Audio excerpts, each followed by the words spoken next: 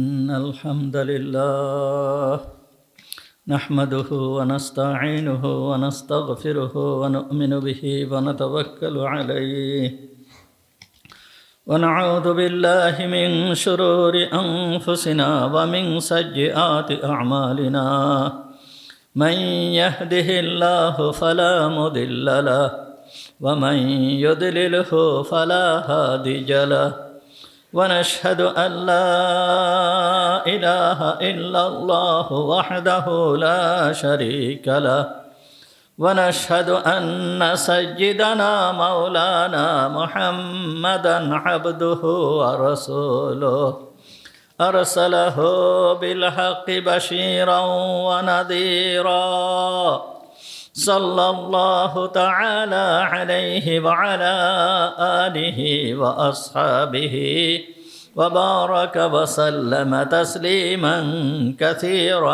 كثيرا أما بعد فأعوذ بالله من الشيطان الرجيم بسم الله الرحمن الرحيم شهر رمضان الذي أنزل فيه القرآن هدى للناس وبينات من الهدى والفرقان صدق الله العظيم ونحن على ذلك من الشاهدين والشاكرين اللهم صل على محمد وعلى آل محمد كما صليت على إبراهيم وعلى آل إبراهيم إنك حميد مجيد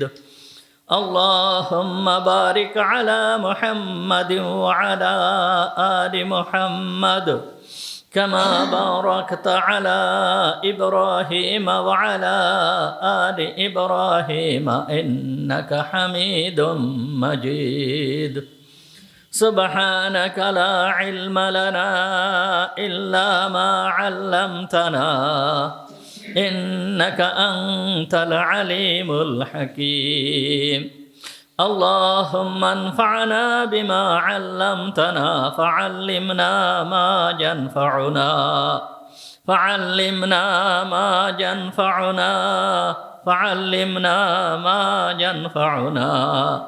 وزدنا علما رب اشرح لي صدري ويسر لي أمري واحلل عقدة من لساني يفقهوا قولي اللهم طهر قلوبنا عن غيرك ونور قلوبنا بنور معرفتك ربنا تقبل منا إنك أنت السميع العليم وتب علينا إنك أنت التواب الرحيم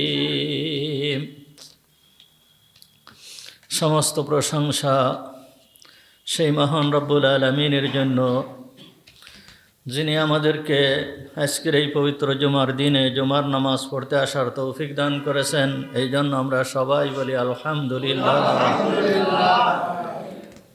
আলোচনা চলতেছিল পবিত্র রমজান সম্পর্কে।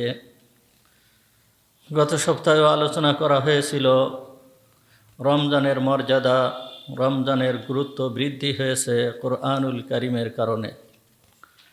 কোরআনুল কারীমের সংস্পর্শে যেই জিনিস এসেছে তার মূল্য অনেক বৃদ্ধি হয়েছে, এই সম্পর্কে আলোচনা চলতেছিল। কোরআন এমনই এক গ্রন্থ, মহান রব্বুল আলামিনের কালাম। এই কালাম জিবরিল আমিন আলাইহিস সালামের মারফত মুহাম্মদুর রাসূলুল্লাহ সাল্লাল্লাহু আলাইহি ওয়াসাল্লামের কলবের উপরে মহান রব এই কোরআনুল কারীমকে অবতরণ করেন। কোরআনুল কারীম যখন অবতীর্ণ হয়েছে, মুহাম্মদুর রাসূলুল্লাহ সাল্লাল্লাহু আলাইহি ওয়াসাল্লাম এই কোরআনকে মুখস্থ করার জন্য উনি ব্যস্ত হয়ে পড়তেন। আল্লাহ তাআলা তখন বললেন, লা তুহাররিক বিহি লিসানাকা লিতাআজালা বিহি, তোমার জিহ্বাকে অত নাড়াচাড়া করা লাগবে না, লা তুহাররিক বিহি লিসানাক, তোমার জিহ্বাকে হরকত দেওয়ার প্রয়োজন নাই। কি জন্য? লিতাআজালা বিহ, এই জন্য যে তুমি কোরআনকে আত্মস্থ করবে, মুখস্থ করবে, এই জন্য তুমি জিহ্বাকে হরকত দিচ্ছ, এইটা তোমার প্রয়োজন নাই। কারণ ইন্না আলাইনা জামআহু ওয়া কুরআনা, আমার উপরে এর দায়িত্ব এই কোরআনকে তোমার অন্তরের ভিতরে রেখে দেওয়া এবং এই কোরআন পড়ানোর দায়িত্ব, এই কোরআনের পড়া এইটাও আমার দায়িত্ব। এরপরে যে ফাইদা করানাহু ফাত্তাবিহ কুরআনা, অতঃপর তুমি যখন কোরআন পড়লে তখন এই কোরআনের অনুসরণ তুমি করো। সুম্মা ইন্না আলাইনা বায়ানা, এরপর এই কোরআনের ব্যাখ্যা বিশ্লেষণ এটাও আমার দায়িত্ব। ব্যাখ্যা বিশ্লেষণ করা এটাও আমার দায়িত্ব। এই জন্য কোরআন যেই রকম সংরক্ষিত, ঠিক তেমনিভাবে কোরআনুল কারীমের ব্যাখ্যা হাদিস ও সেইভাবে সংরক্ষিত। মুহাম্মদুর রাসূলুল্লাহ সাল্লাল্লাহু আলাইহি ওয়াসাল্লামের হাদিস, এগুলোকেও আল্লাহ তাআলা সংরক্ষণের দায়িত্ব নিয়ে নিয়েছেন, এই আয়াত থেকে জানা যায়। গত সপ্তাহে আলোচনা করা হয়েছিল যে একমাত্র গ্রন্থ, যেই গ্রন্থকে এত পরিমাণ তেলাওয়াত করা হয় যা অন্য কোনো কিছুকেই তেলাওয়াত করা হয় না। পূর্বে আল্লাহ তাআলা কোরআনুল কারীমের আগে আল্লাহ তাআলা 104খানা কিতাবের ভিতরের একটা বাদে আর যে 103খানা যে কিতাব, এই কিতাব আল্লাহ তাআলা অবতরণ করেছেন, কিন্তু এই কিতাবের কোনোটাই বিদ্যমান নাই, কোনোটাই অবশিষ্ট নাই, সব কিছুই বিকৃত হয়ে গিয়েছে। তো পূর্বের যুগের এই সমস্ত কিতাবগুলো বিকৃতি হয়ে যাওয়ার কারণ কি ছিল? এগুলো বিকৃত হলো কেন? বিকৃত হয়েছে এই জন্য যে পূর্বের যুগে একজন নবী যেতে না যেতে আরেকজন নবীকে আল্লাহ তাআলা প্রেরণ করেছেন। আবার কোনো কোনো সময়ে দেখা যাচ্ছে যে একই এলাকায় একই সময়ে 2-3জন নবীও আল্লাহ তাআলা প্রেরণ করেছেন। সুতরাং যখন নতুন নবী প্রেরণ করেছেন, ওই নতুন নবীর কাছে আল্লাহ তাআলা নতুন যেই বিধান সেইগুলো আল্লাহ তাআলা অবতরণ করেছেন। এই জন্য ওই আসমানি কিতাব ওইগুলোকে সংরক্ষণ করার কোনো প্রয়োজন ছিল না। যেহেতু মুহাম্মদুর রাসূলুল্লাহ সাল্লাল্লাহু আলাইহি ওয়াসাল্লাম খাতামুন নাবিয়্যিন, কিয়ামত পর্যন্ত আর কোনো নবীকে আল্লাহ তাআলা প্রেরণ করবেন না, এই জন্য এইটাকে হেফাজত করার দায়িত্ব স্বয়ং রব্বুল আলামিন নিজেই নিয়েছেন। এই জন্য সমগ্র বিশ্বের ভিতরে, সমগ্র দুনিয়ার ভিতরে এই কুরআনুল কারীম সর্বপ্রথম আল্লাহ তাআলা বলতেছেন যে ফাইদা করানাহু ফাত্তাবি ইন্না আলাইনা জামআহু ওয়া কুরআনা, এইটা জমা করা অর্থাৎ সংরক্ষণ করা এবং পড়া, এর দায়িত্ব সম্পূর্ণ আমার। তা এই কোরআন যেইভাবে পড়া হয়, পৃথিবীর অন্য কোনো গ্রন্থ এইভাবে পড়া হয় না।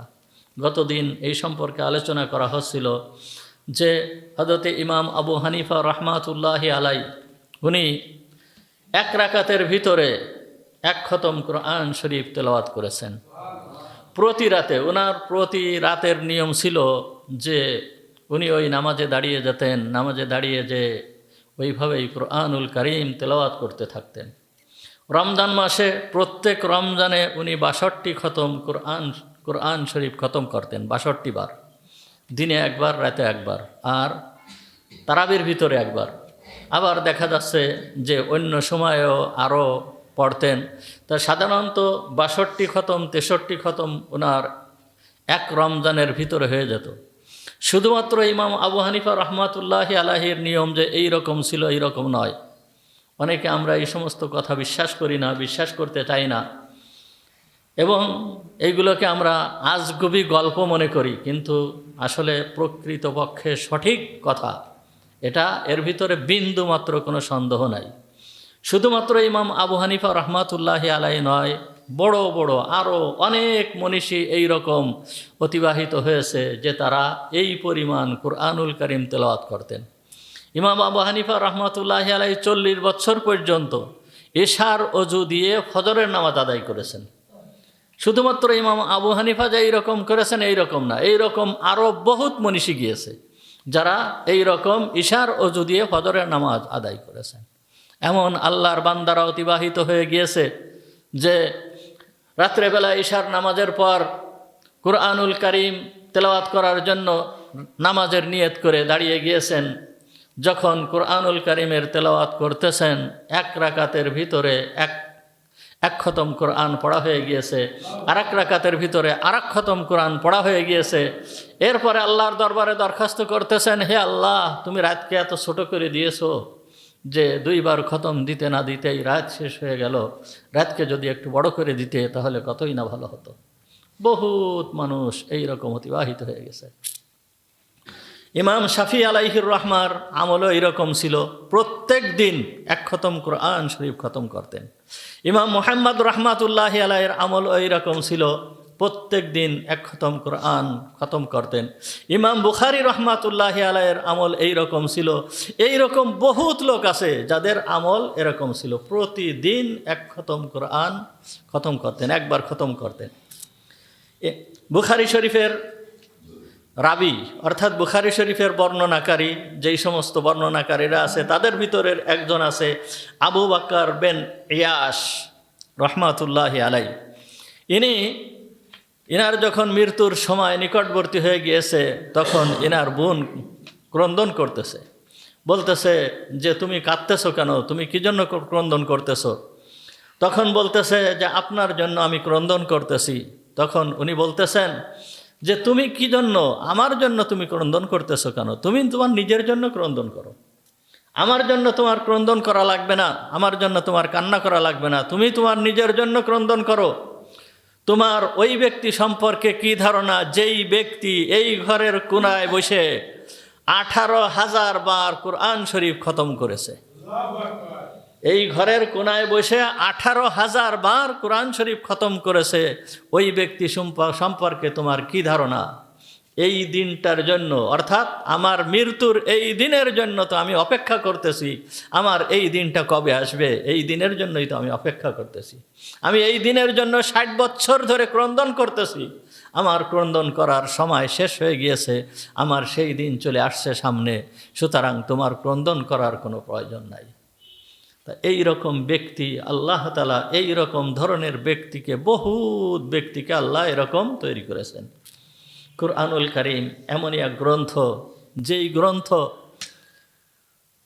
অন্য কোনো গ্রন্থকে এইভাবে মানুষ মুখস্থ করতে পারে না, কুরআনুল কারীমকে যেইভাবে মানুষ মুখস্থ করতে পারে, যেইভাবে কুরআনুল কারীমকে মানুষ মুখস্থ করে ফেলতে পারে। শুরু থেকে নিয়ে একেবারে সূরা ফাতিহা থেকে নিয়ে সূরা নাস পর্যন্ত বহুত লোক আল্লাহ তাআলা তৈরি করে দিয়েছেন যে এদের কুরআনুল কারীম মুখস্থ, একেবার না দেখে কুরআনুল কারীম এক দাঁড়ানো অবস্থায় পড়ে ফেলাচ্ছে। ছোট বাচ্চা, এই বাচ্চা ছেলেরা পর্যন্ত এই কুরআনুল কারীমকে মুখস্থ করে ফেলতেছে। ইমাম আবু হানিফা রহমাতুল্লাহি আলাইহির কাছে ইমাম মুহাম্মদ রহমাতুল্লাহি আলাইহিকে ওনার মা নিয়ে আসলেন পড়ানোর জন্য। তা যখন মুহাম্মদ রহমাতুল্লাহি আলাইহিকে নিয়ে আসছেন, আনার পরে ইমাম আবু হানিফা রহমাতুল্লাহি আলাইহিকে ইমাম মুহাম্মদ রহমাতুল্লাহি আলাইহির মা বলতেছেন, আমার এই ছেলেটাকে আপনার দরসে বসার অনুমতি দেন। তখন উনি বলতেছেন যে আমার দরসে বসতে হলে 1 নম্বর শর্ত হচ্ছে কুরআন শরীফ মুখস্থ করতে হবে। কুরআন শরীফ মুখস্থ করা ছাড়া আমার দরসে বসার অনুমতি নাই, আমার ক্লাসে বসার অনুমতি নাই। তখন উনি ওনার ছেলেকে নিয়ে গেলেন, নিয়ে যাওয়ার পরে 1 সপ্তাহ পরে নিয়ে আসছেন। যখন 1 সপ্তাহ পরে নিয়ে আসছেন, আনার পরে ইমাম মুহাম্মদ রহমাতুল্লাহি আলাইহিকে বলতেছে, তোমাকে না বলেছিলাম যে তুমি আমার দরসে বসতে হলে কুরআনুল কারীমকে মুখস্থ করতে হবে, তা তুমি আবার আজকে আসছো কেন? কুরআনুল কারীম মুখস্থ করো, তারপরে তুমি আসো। তখন ইমাম মুহাম্মদ রহমাতুল্লাহি আলাইহি বললেন, হুজুর আমার কুরআন শরীফ মুখস্থ হয়ে গিয়েছে। কয়দিনে? মাত্র 1 সপ্তাহে কুরআনুল কারীম মুখস্থ করে ফেলছে। এই ইমাম মুহাম্মদ রহমাতুল্লাহি আলাইহির ছাত্র হচ্ছে ইমাম শাফি রহমাতুল্লাহি আলাইহি। এই ইমাম শাফি রহমাতুল্লাহি আলাইহির ক্ষেত্রে ওই একই ঘটনা ঘটেছে। ইমাম শাফি আলাইহির রহমাকে ওই ছোট্ট শিশু, ওই বাচ্চাকে নিয়ে আসছে ইমাম শাফি রহমাতুল্লাহি আলাইহির মা ওনার দরসে বসানোর জন্য, ইমাম মুহাম্মদের কাছে পড়ানোর জন্য। তখন ইমাম মুহাম্মদ রহমাতুল্লাহি আলাইহি ওই শর্ত দিয়েছে যে আমার দর্শে বসতে হলে সর্বপ্রথম কুরআনুল কারীম মুখস্থ করা লাগবে। ইমাম শাফি আলাইহির রহমার আম্মা ওনাকে নিয়ে চলে গেছেন, 1 সপ্তাহ পরে কুরআন শরীফকে মুখস্থ করায় এনে আবার ওইখানে নিয়ে আসছেন। মাত্র 1 সপ্তাহের ভিতরে কুরআনুল কারীম মুখস্থ করে ফেলছে। তা আল্লাহ তাআলা এই কুরআনকে ছোট্ট ছোট্ট বাচ্চাদের সিনায় আল্লাহ তাআলা দিয়ে দিচ্ছেন। এই মাত্র 2 সপ্তাহ আগের ঘটনা। আমাদের বাংলাদেশের একটা ছেলে, কুমিল্লায় বাড়ি, সে মাত্র 49 দিনে কুরআনুল কারীম মুখস্থ করেছে। মাত্র 49 দিনে সে কুরআনুল কারীম মুখস্থ করেছে। সুতরাং এই কুরআনুল কারীম পড়ানোর দায়িত্ব কার? আল্লাহর। এই কুরআনুল কারীম যে একটা বাচ্চা মুখস্থ করতেছে, এইটা বাচ্চার কোনো কৃতিত্ব নয়। একজন বৃদ্ধ মানুষ কুরআনুল কারীমকে মুখস্থ করতেছে, এইটা ওই বৃদ্ধ মানুষের কৃতিত্ব নয়। যেহেতু আল্লাহ তাআলা এর হেফাজতের দায়িত্ব নিজেই নিয়েছেন, সুতরাং আল্লাহ তাআলা এইটাকে মুখস্থ করাই দিচ্ছেন। তাছাড়া এইভাবে একটা গ্রন্থ, এই রকম একটা গ্রন্থ, কুরআনুল কারীমের মতন একটা গ্রন্থকে এইভাবে পৃথিবীর ইতিহাসে আজ পর্যন্ত এই রকম ধরনের গ্রন্থ কেউ একেবারে হুবহু একটা নুক্তা, একটা টানটন এদিক ওদিক হবে না, এইভাবে আজ পর্যন্ত কেউ মুখস্থ করে দেখাতে পারে নাই এবং পারবেও না এত অল্প সময়ের ভিতরে। এটা আল্লাহ তাআলা এর দায়িত্ব নিয়েছেন। শুধু তেলাওয়াতের দায়িত্ব না, আল্লাহ তাআলা এটাকে সংরক্ষণও করেছেন। পৃথিবীর ভিতরে কোনো গ্রন্থ, পৃথিবীর ভিতরে আসমানি কিতাব, আগে যে বড় বড় কিতাব অবতীর্ণ হয়েছে, এই সমস্ত কিতাব, এই কিতাবগুলো এখন পর্যন্ত পৃথিবীতে সংরক্ষিত নাই। পৃথিবীতে এই কোরআন এখন ওই কিতাবগুলো এখন সংরক্ষিত নাই। কিন্তু এই কুরআনুল কারীম সেই 1400 বছর আগে অবতীর্ণ হয়েছে, এখনো পর্যন্ত এইটা সংরক্ষিত আছে পৃথিবীর বুকে। দেখেন, বর্তমান উনি এখনো পর্যন্ত জীবিত আছেন, পীর জুলফিকার আলী নকশবন্দি দামাত বারাকাতুহুম, পাকিস্তানের বিশিষ্ট আলেমে দ্বীন। উনি পীর এবং বড় আলেম, বিখ্যাত আলেম। এবং উনি শুধু আলেম নয়, উনি একজন জেনারেল ইঞ্জিনিয়ার, বহুত উচ্চ পর্যায়ের একজন ইঞ্জিনিয়ার। উনি যখন স্কুলে পড়েছেন, কলেজে পড়েছেন, পাশাপাশি উনি প্রাইভেটভাবে মাদ্রাসায়ও পড়ে নিয়েছেন। এইভাবে উনি দ্বীনি শিক্ষা সম্পন্ন করেছেন। করার পরে আল্লাহ তাআলা ওনার দ্বারা বহুত খেদমত নিচ্ছেন। সারা বিশ্ব এই দ্বীনের জন্য সফর করতেছেন। বহুত বড় শিক্ষিত লোক। এই ভদ্রলোক আমার ভাইয়ের বাসায় ঢাকায় উনি আসছেন। উনি আসছিলেন, তা ও বলল যে ওনার জন্য, হুজুরের জন্য আমি বহুত প্রকার খাবারের ব্যবস্থা করেছিলাম, বহুত আইটেমের খাবারের ব্যবস্থা করেছিলাম। কিন্তু ওর ভিতরের থেকে উনি একটাই খাবারকে পছন্দ করেছিলেন, সেটা ছিল রূপচাঁদা। 1 কেজি পরিমাণের একটা রূপচাঁদা, ওই রূপচাঁদাটাকে সম্পূর্ণ ফ্রাই করে, অর্থাৎ ভেজে দিয়েছিল।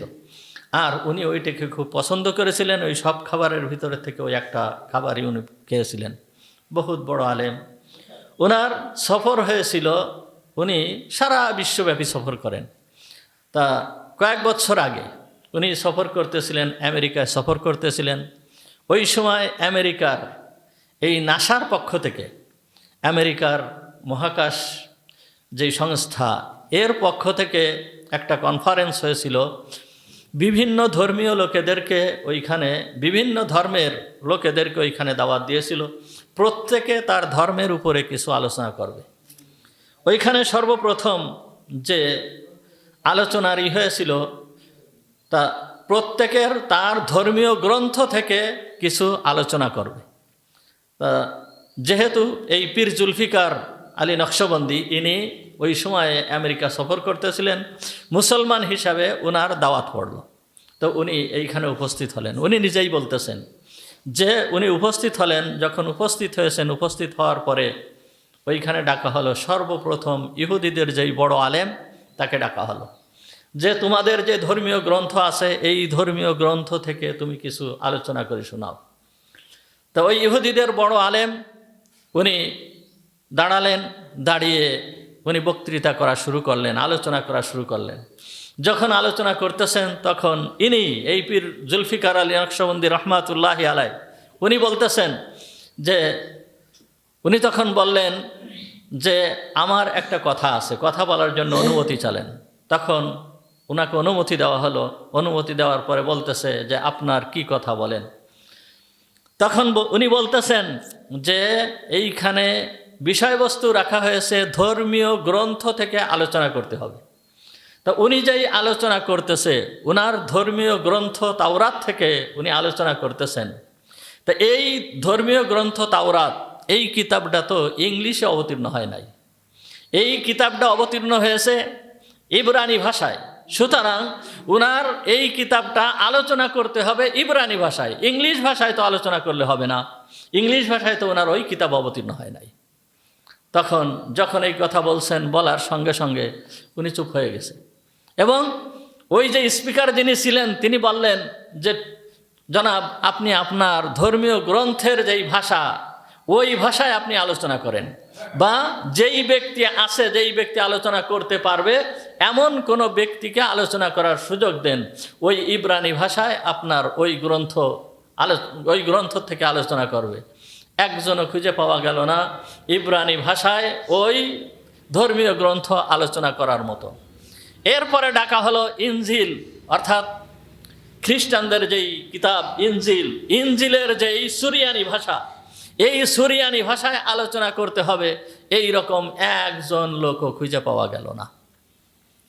তাহলে প্রধান যে দুইটা কিতাব এখন বর্তমান বিশ্ব দাবি করতেছে যে তাদের আসমানি কিতাব এখনো পর্যন্ত বিদ্যমান আছে, তাদের এই কিতাবের অবস্থা দেখেন যে সেই কিতাব যেই ভাষায় অবতীর্ণ হয়েছিল এই ভাষায় ওই কিতাব নাই, এই অনুবাদ হয়ে বিভিন্ন ধরনের বিকৃত হয়ে এর কোনো অস্তিত্ব নাই। তখন উনাকে বলা হলো, পীর জুলফিকার আলী নকশবন্দি উনাকে বলা হলো যে জনাব আপনি কি আপনার গ্রন্থ যেই ভাষায় অবতীর্ণ হয়েছে ওই ভাষায় কি আপনি আপনার গ্রন্থ থেকে আলোচনা করতে পারবেন? তখন উনি বললেন যে হ্যাঁ অবশ্যই পারবো। শুধু ওই ভাষায় নয়, আমার এই গ্রন্থ পবিত্র কুরআনুল কারীম যেই ভাষায় অবতীর্ণ হয়েছে, যেই সুরে অবতীর্ণ হয়েছে, যেই মদ মাখরাজে অবতীর্ণ হয়েছে, মুহাম্মাদুর রাসূলুল্লাহ সাল্লাল্লাহু আলাইহি ওয়াসাল্লামের উপরে যেইভাবে জিবরিল আমিন অবতীর্ণ করেছেন, মুহাম্মাদুর রাসূলুল্লাহ সাল্লাল্লাহু আলাইহি ওয়াসাল্লাম যেইখানে যেই অক্ষরকে যেইভাবে টানতে হবে এই রকমভাবে এই কিতাব এখনো পর্যন্ত আমি এইখানে আপনাদের সামনে এইটা তেলাওয়াত করে শোনাতে পারবো। এই কথা যখন বলার পরে উনি আরো বলতেছেন শুধু আমি নয়, আমার এই কুরআনুল কারীম সম্পূর্ণ কুরআনুল কারীম ছোট্ট ছোট্ট বাচ্চারা পর্যন্ত মুখস্থ করে আপনাদেরকে শোনাতে পারবে। ওনার ছোট্ট একটা ছেলে ওই সময় ওনার সাথে ছিল, সফরে ছিল ওনার ছোট্ট একটা ছেলে। তো উনি বললেন আপনারা যদি অনুমতি দেন তাহলে আমার এই ধর্মীয় গ্রন্থ যেই ভাষায় অবতীর্ণ হয়েছে, যেই সুরে অবতীর্ণ হয়েছে, যেইভাবে অবতীর্ণ হয়েছে সেইভাবে আমার এই ছোট্ট বাচ্চা ছেলে আপনাদের সামনে তেলাওয়াত করে শোনাতে পারবে।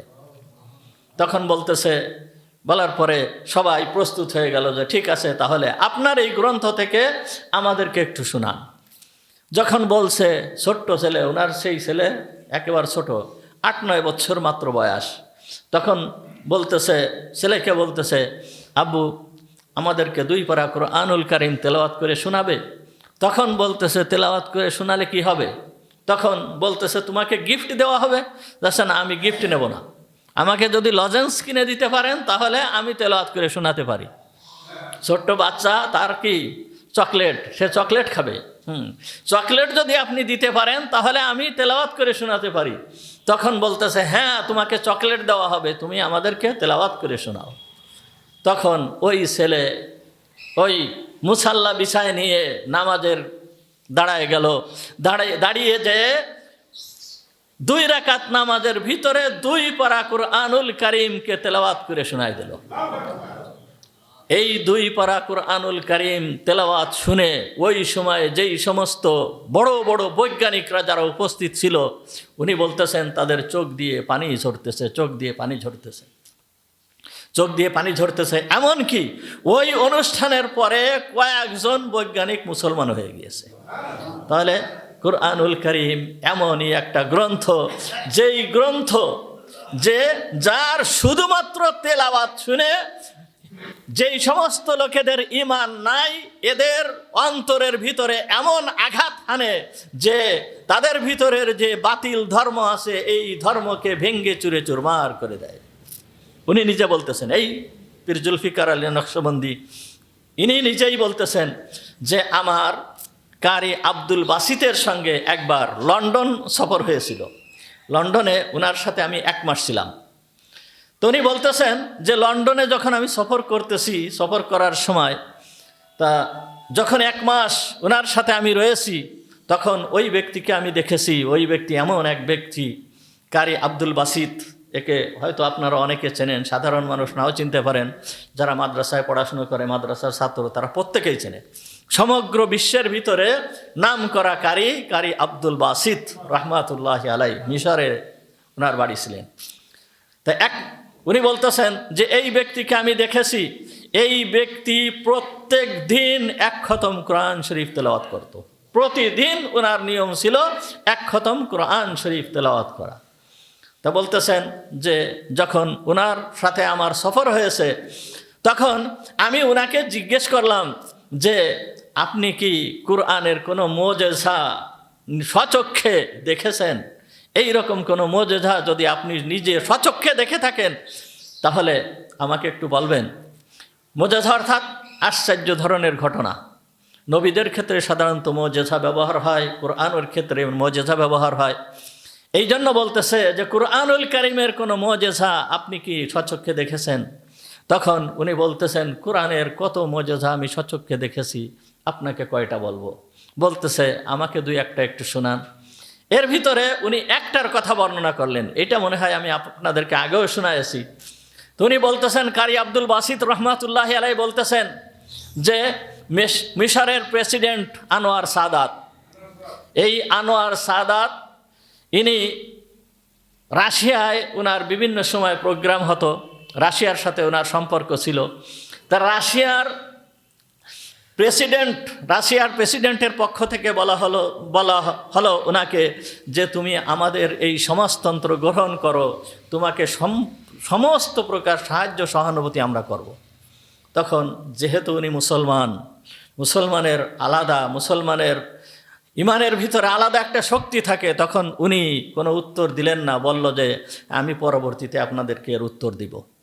এই বলে চলে আসার পরে উনি পরবর্তী সফরে যখন যাবেন রাশিয়ায়, তখন উনি বলতেছেন যে আমাকে তখন বললেন আনোয়ার সাদাত সাহেব, কারি আব্দুল বাসিতকে বলতেছে আমার সঙ্গে রাশিয়ায় সফরে যেতে হবে। তখন উনি মনে মনে ধারণা করলেন যে আমি রাশিয়ায় সফরে কি জন্য যাব? উনি আমাকে রাশিয়ায় কি জন্য সফরে নেবেন? আমাকে যদি সফরে নেয়, আমার কাজ হচ্ছে কুরআন নিয়ে পড়ে থাকা, কুরআনের তেলাওয়াত করা, এইটাই হচ্ছে আমার কাজ। আমাকে যদি নিতে হয় কোনো মুসলিম দেশে নিয়ে যাবে, সেখানে আমি কিছু কুরআনের তেলাওয়াত করে শোনাবো, এই জন্য আমাকে মুসলিম দেশে নিয়ে যাবে। উনি নিজেই মুখ দিয়ে বলতেছেন আমাকে নিয়ে যাবে, ওই দিকে নিয়ে যাবে, পূর্ব দিকে, পাকিস্তান নিয়ে যাক বা ভারতে নিয়ে যাক বা বাংলাদেশে নিয়ে যাক, এই রকম ধরনের দেশে নিয়ে যাক, কিন্তু ওইখানে আমাকে নিয়ে যাবে কেন? উনি বুঝতেছেন না। তারপরেও উনি বললেন যে আমি সফরের জন্য প্রস্তুত হয়ে গেলাম। তা যখন সফরের জন্য প্রস্তুত হয়ে গিয়েছি, প্রস্তুত হয়ে উনি রওনা হয়ে গিয়েছেন, রাশিয়ায় গিয়েছি। রাশিয়ায় পৌঁছানোর পরে ওই কথাবার্তা শেষ হওয়ার পরে আমাকে বলতেছে, তোমাকে যে কথা বলা হয়েছিল তার উত্তর তো দিলে না। অর্থাৎ তাদের ওই কমিউনিজম গ্রহণ করার ব্যাপারে যে কথা বলেছিল তার উত্তর তো তুমি দিলে না। তখন আনোয়ার সাদাত কারি আব্দুল বাসিতের দিকে লক্ষ্য করে বলল যে তুমি একটু এদেরকে তেলাওয়াত করে শোনাও। তখন কারি আব্দুল বাসিত রহমাতুল্লাহ আলাই উনি বলতেছেন যে এই সর্বপ্রথম কোনো বিধর্মীদের ভিতরে আমার কুরআনুল কারিমের তেলাওয়াত এই সর্বপ্রথম। আমি কোনো বিধর্মীদের ভিতরে এর আগে কোনো দিন তেলাওয়াত করিনি। বুঝে উঠতে পারতেছি না আমি কি তেলাওয়াত করব, কি কোথা থেকে কি তেলাওয়াত করব। হঠাৎ করে আমি চক্ষু বন্ধ করলাম। চক্ষু বন্ধ করে যখন তাহা হযরত ওমর রাদিয়াল্লাহু তাআলা আনহু যেই কুরআনের যেই স্থান শুনে উনি ইসলাম ধর্ম গ্রহণ করেছিলেন, হযরত ওমর রাদিয়াল্লাহু তাআলা আনহুর অন্তরের ভিতরে যেই আয়াত আঘাত হেনেছিল, ওই আয়াত ওইটা আমার মুখ দিয়ে বের হয়ে গিয়েছে। সূরা তাহার প্রথম থেকে আমি পড়া শুরু করলাম। তাহা মা আনসালনা আলাইকাল কুরআনা লিতাশকা ইল্লা তাযকিরাতাল লিমান ইয়াখশা তানসিলাম মিম্মান খালাকাস সামাওয়াতি ওয়াল।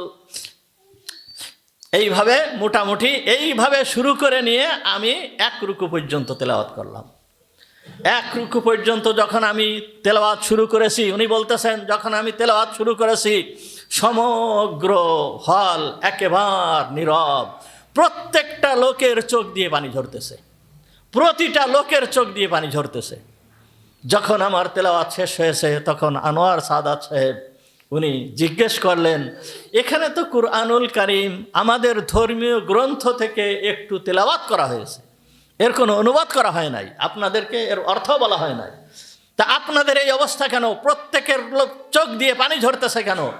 তখন তারা উত্তর দিয়েছিল যে কি জন্য আমাদের চোখ দিয়ে পানি ঝরতেছে এইটা আমরা জানি না, কিন্তু যখনই তেলাওয়াত শুরু হয়েছে আমাদের অন্তর ভেঙ্গে চুরে চুরমার হয়ে গিয়েছে।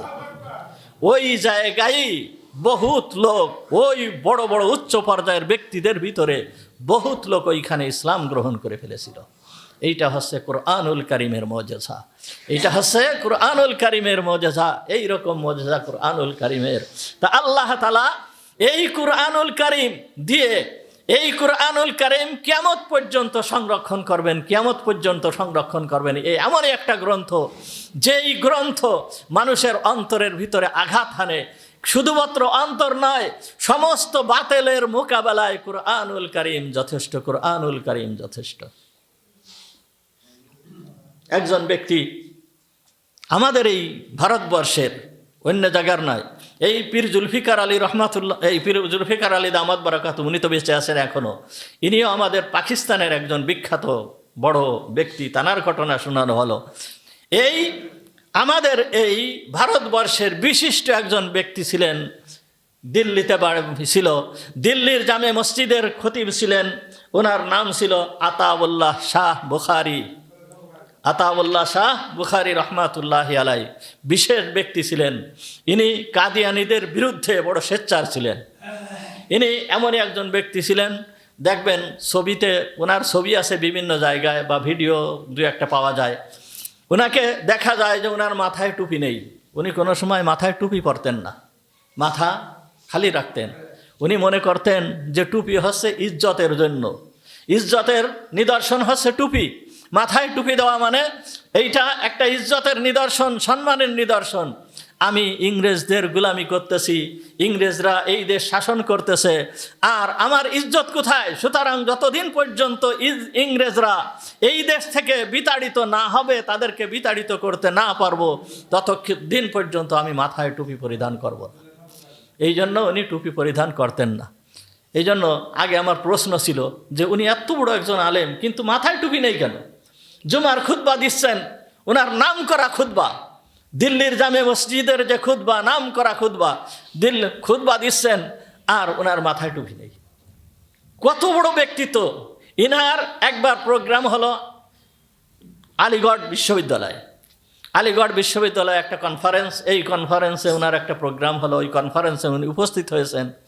যেহেতু ওনার বিপক্ষের লোক ছিল বহুত, ওইখানে ওনার বিপক্ষের লোক ছিল বহুত। যখন উনি ওইখানে গিয়েছেন, যাওয়ার সঙ্গে সঙ্গে বিপক্ষের লোকেরা ওনার দিকে পাথর নিক্ষেপ করা শুরু করছে, পাথর নিক্ষেপ করা শুরু করছে। যখন পাথর নিক্ষেপ করছে, পাথর নিক্ষেপ করতেছে, আর উনি চক্ষু বন্ধ করে নিচের দিকে এইভাবে বসে আছেন, চক্ষু বন্ধ করে নিচের দিকে তাকে এইভাবে বসে আছেন। এইভাবে পাথর নিক্ষেপ চলতেছে, পাথর চলতেছে। এর ভিতরে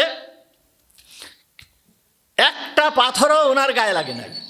যে পাথর নিক্ষেপ করা হয়েছে একটা পাথরও ওনার গায়ে লাগে নাই, কেমন যেন পাথর এসে এসে চলে যাচ্ছে। এইটা এই সমস্ত বুজুর্গদের কারামতি। আর প্রত্যেকের যে এইরকম হতে হবে, পাথর লাগবে না এরকমও না। বহুত আলেম ওলামাদেরকে ভারতবর্ষে এই ইংরেজরা শহীদ করে দিয়েছে, বহুত শহীদ করে দিয়েছে। তাদের ক্ষেত্রে তো এইরকম নিদর্শন হয় নাই। এটা আল্লাহর পক্ষ থেকে আসে, যার ক্ষেত্রে আসে এইটা কোনো ব্যক্তির হাতে থাকে না, এইটা হচ্ছে সম্পূর্ণ কার হাতে? আল্লাহর হাতে।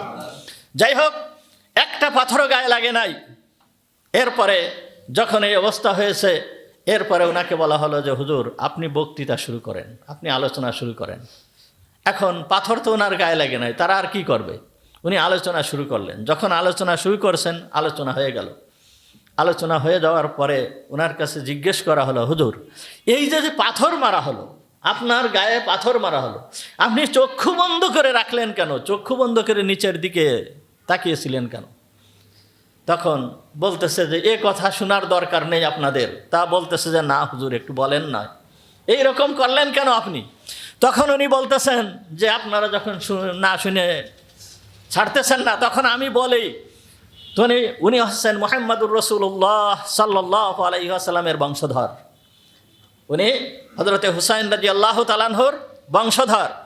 তো উনি বলতেছেন যে আমি চক্ষু বন্ধ করে রাখছি এই জন্য যে যেই সমস্ত ব্যক্তিরা আমাকে পাথর মারতেছে, আমি যদি তাকায় থাকি তাহলে ওই ব্যক্তিদেরকে আমি চিনে ফেলবো, একজনকে না একজনকে আমি চিনে ফেলবো।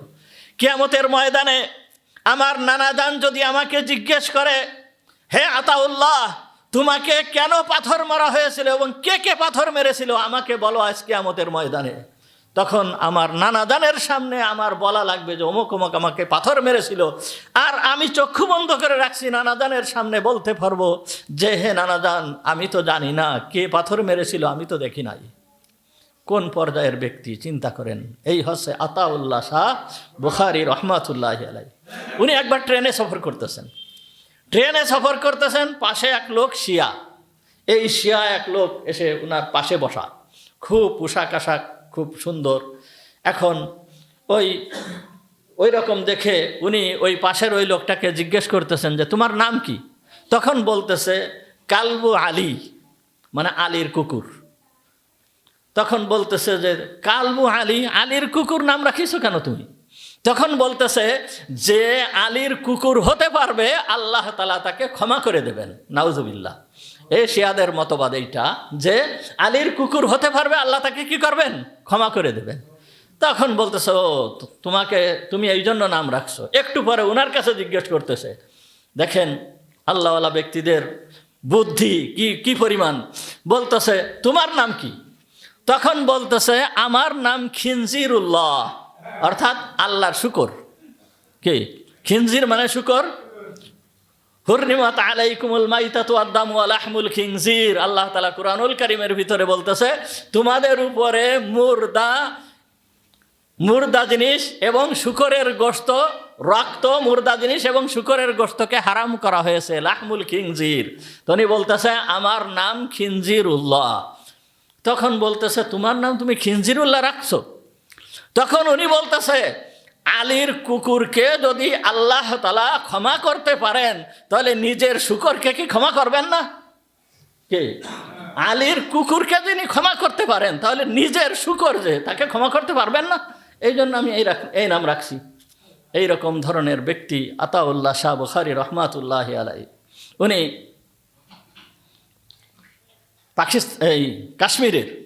কাশ্মীরের একজন আলেম, উনি বলতেছেন কাশ্মীরের একজন আলেম উনি বলতেছেন যে আতাউল্লাহ শাহ বুখারী রহমাতুল্লাহি আলাইহি একবার আমার বাড়িতে মেহমান হয়ে আসলো।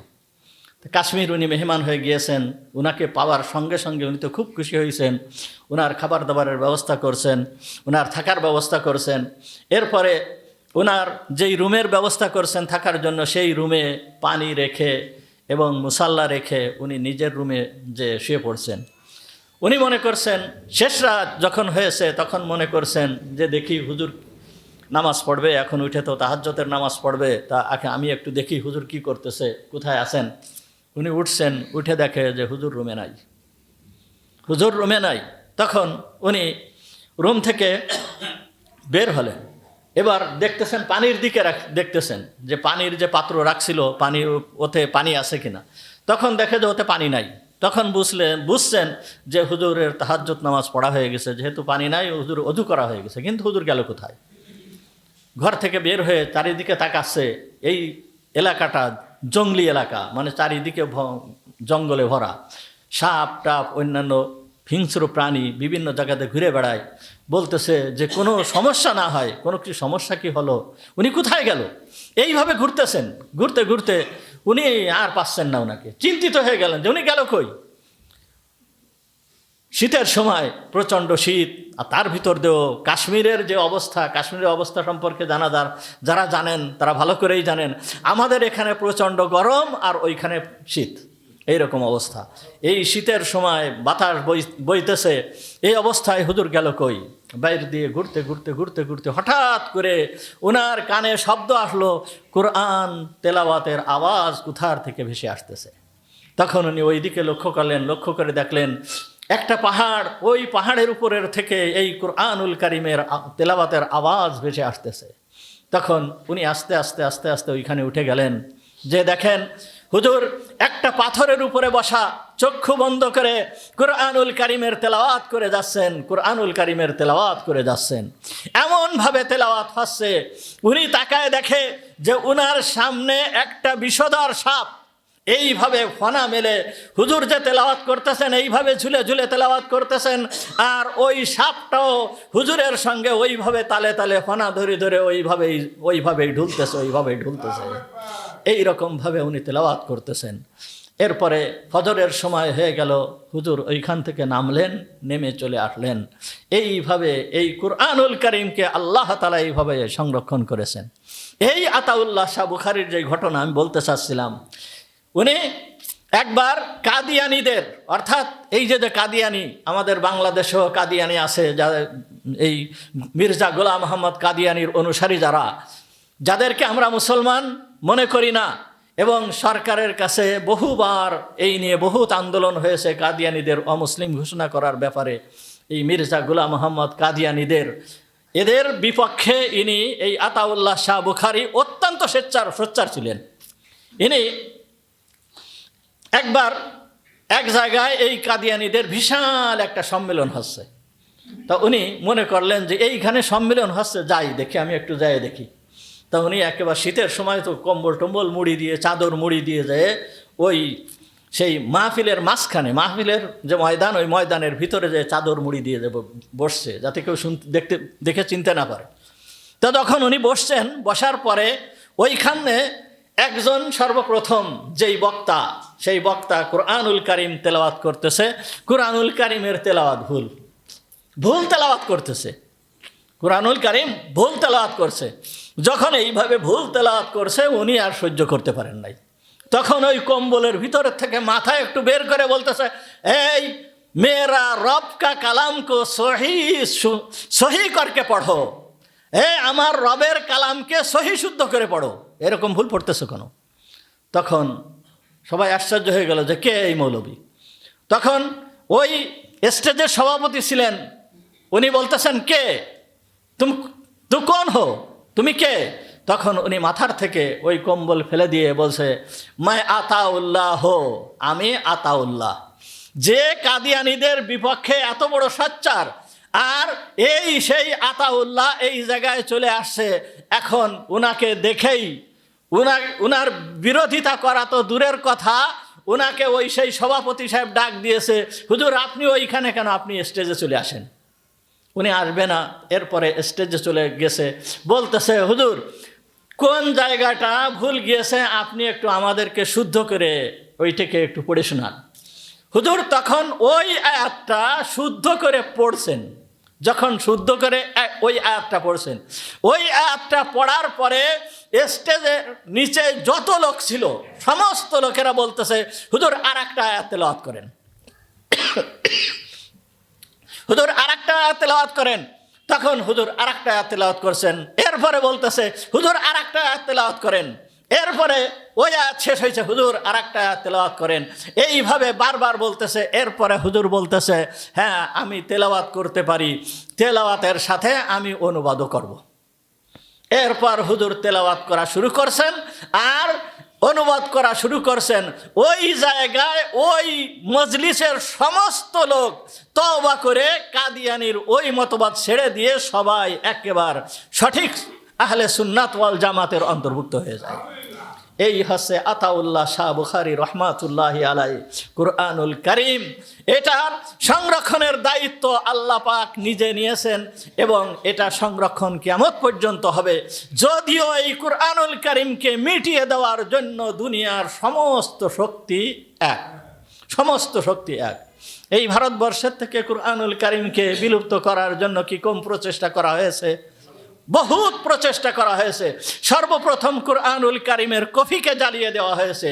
3 লক্ষ কুরআনুল কারীমের কপিকে জ্বালিয়ে দেওয়া হয়েছে।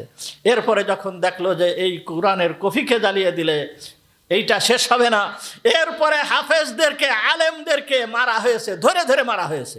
এমনভাবে মারা হয়েছে যে বড় কড়াইয়ের ভিতরে, এই কড়াইতে তেল গরম করে এই গরম ফুটান্ত তেলের ভিতরে আলেমদেরকে ছেড়ে দেওয়া হয়েছে।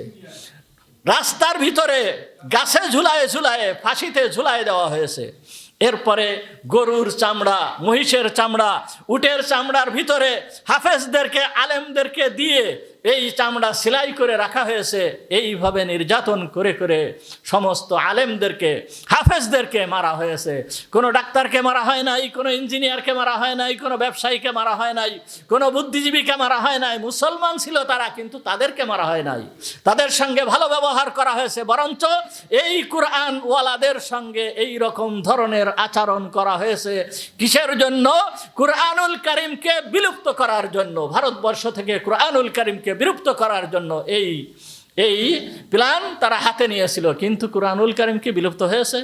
কুরআনুল কারীম বিলুপ্ত হয় না। দেখেন, কুরআনুল কারীম বিলুপ্ত হওয়া তো দূরের কথা, ভারতের কথা, পাকিস্তানের কথা বাদ, যেই ইংরেজদের ভিতরে থেকে কাসেম নানতুবি রহমাতুল্লাহি আলাই দেওবান দারুল উলুম দেওবান মাদ্রাসা প্রতিষ্ঠিত করেছেন, এই দারুল উলুম দেওবান মাদ্রাসা থেকে এই সারা বিশ্বের বুকে কুরআনুল কারীমের হাফেজ আলেম ছড়াই গিয়েছে। আজ আমাদের বাংলাদেশের ভিতরে মুহাম্মাদুল্লাহ হাফেজি হুজুর, সদর সাহেব হুজুর শামসুল হক ফরিদপুরি, সদর সাহেব হুজুর রহমাতুল্লাহি আলাই, ইনারা ওই দারুল উলুম দেওবান থেকে পড়াশোনা করে এই কুরআনুল কারীমকে আমাদের বাংলাদেশে নিয়ে আসছেন। এর আগেও বাংলাদেশে আলেমরা ছিল। আজ দেখেন আমাদের এই বাংলাদেশের বুকে, আজ এই সারা বাংলাদেশ সমগ্র বিশ্বের বুকে 1 নাম্বার হাফেজদের ক্ষেত্রে। সারা বিশ্বের বুকে এই বাংলাদেশ 1 নাম্বার। প্রত্যেক বছর, একেবারে প্রতিটা বছর এই আন্তর্জাতিক কুরআনুল কারীম প্রতিযোগিতায় বাংলাদেশের হাফেজরাই 1 নাম্বার, 2 নাম্বার, 3 নাম্বার স্থান গ্রহণ করতেছে সমগ্র বিশ্বের বুকে। বাংলাদেশে যেই পরিমাণ হাফেজ আলেম আছে, এই পরিমাণ হাফেজ আলেমের সংখ্যা পৃথিবীর কোথাও নেই, কোনো জায়গায় নেই, পৃথিবীর কোথাও নেই। এই কুরআনুল কারীমের হেফাজতের দায়িত্ব কে নিয়েছে? আল্লাহ নিয়েছে, আল্লাহ নিয়েছে। এই কুরআনুল কারীম হেফাজত আল্লাহ তাআলাই করবেন। বাংলাদেশে এই যে গণশিক্ষা চালু হয়েছে না, এর যে গণশিক্ষা চালু হওয়ার যে ভূমিকা, গণশিক্ষা কেন চালু হয়েছে? গণশিক্ষা চালু হয়েছে এই জন্য যে বাংলাদেশে কোনো নিরক্ষর লোক রাখবে না, নিরক্ষর কোনো লোক থাকবে না, অন্তত সবাই সই করতে পারে, সিগনেচার করতে পারে, এই রকম শিক্ষা তাদেরকে দেওয়া হবে। তো যখন এই গণশিক্ষা চালু হলো, তখন সর্বপ্রথম গণশিক্ষা চালু হয়েছিল মাগরিবের পরে, সন্ধ্যার পরে হারিকেন নিয়ে মুরব্বীদেরকে পড়ানো হতো। কিন্তু দেখা গেল যে সরকারের পক্ষ থেকে হারিকেন দেওয়া হয়েছে, সিলেট দেওয়া হয়েছে, চক দেওয়া হয়েছে, অন্যান্য বই খাতা দেওয়া হয়েছে, কিন্তু কেউ পড়তে যায় না। এরকম অবস্থা হলো। এরপরে যে এই বাংলাদেশ সরকারের পক্ষ থেকে কি করা হলো, তারা জরিপ করলো যে এটা তো হচ্ছে না। 1 জেলায়, অন্তত কমপক্ষে 1 জেলায় আমরা একটা পদ্ধতি অবলম্বন করি, সেই পদ্ধতি ওইখানে অবলম্বন করে যদি আমরা কৃতকার্য হই, তাহলে সমগ্র বাংলাদেশে এই পদ্ধতি গ্রহণ করা হবে। তখন তারা জরিপ করলো যে বাংলাদেশের ভিতরে সব থেকে একেবারে কম শিক্ষিতর হার কম কোন জেলায় আছে, একটা জেলা দেখতে হবে। তখন তারা দেখলো যে পার্বত্য চট্টগ্রাম, কক্সবাজার।